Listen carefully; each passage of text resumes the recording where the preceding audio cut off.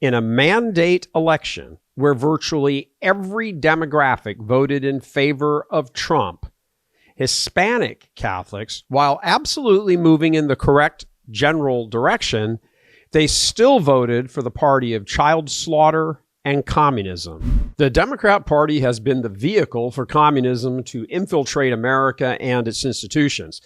For decades, children and young people have been their target. The communists, and that's what they are, even though they don't really publicly identify as such, although a handful of them do, have either directly killed children through abortion or corrupted their intellects by seizing control of education on all levels and created a social environment where drugs and other addictions are viewed as kind of the only way to cope. It's like the only escape. At least that's the way a lot of young people see it.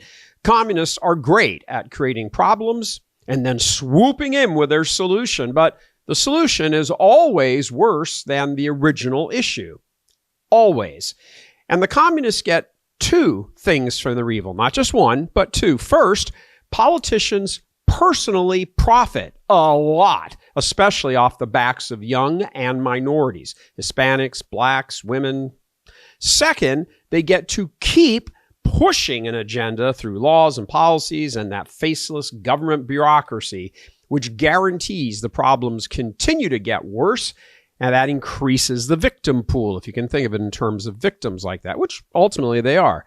Immediately hit are lower income people because they're always the most vulnerable. Legal immigrants, for example, especially Hispanics and their families. The communists want to accomplish with Hispanic communities exactly what they did with the black community, which is to say, destroy the family structure and convert them into a group of dependent people, dependent on the government for their crumbs from the table. That means, among many things, breaking generational ties. Remember Kamala calling for us to be unburdened by what has been? That's straight out of Karl Marx and his Communist Manifesto, almost word for word, calling for a destruction of everything that ties us to the past so that a new way of life can be established. No God, no heritage, no ties that bind, just empty promises that eventually lead to emotional, physical pain, as well as physical destruction. Hispanic populations are especially vulnerable because, unlike blacks in America and the slavery history, Hispanics came here voluntarily over the past decades for economic gain. That has proven somewhat elusive with the flood of illegal immigration creating social chaos, which, of course, is why legal Hispanic immigrants are so lopsidedly in favor of strict immigration laws. In the meantime, all this craziness leaves Hispanics, which are the largest single minority group in the United States, jumped ahead of blacks a few years ago, vulnerable, leaves them vulnerable to the tactics of the communists who run the deep state. So let's take a look at these numbers, make it a little bit more clear here about what we're all up against. Here's the reality. About 20% of the country is Hispanic, about 1 in every 5. About half of them are Catholic. That means roughly 1 in 10 voters is a Hispanic Catholic.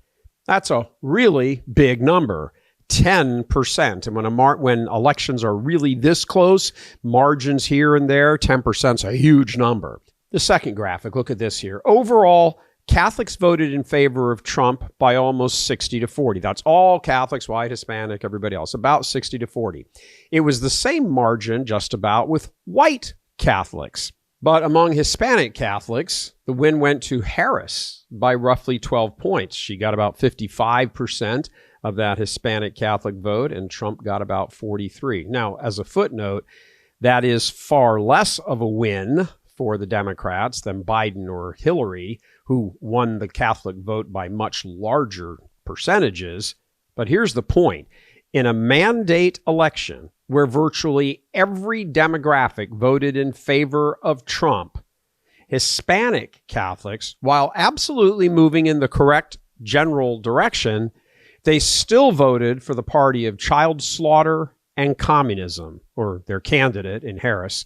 This has now reached an inflection point in the culture and politics and could either tip back to the communist Democrats again regaining power, or it could be the nail in their coffin for them if Hispanics and other young people can be shown the peril that awaits them if this whole political revolution were to suddenly go sideways.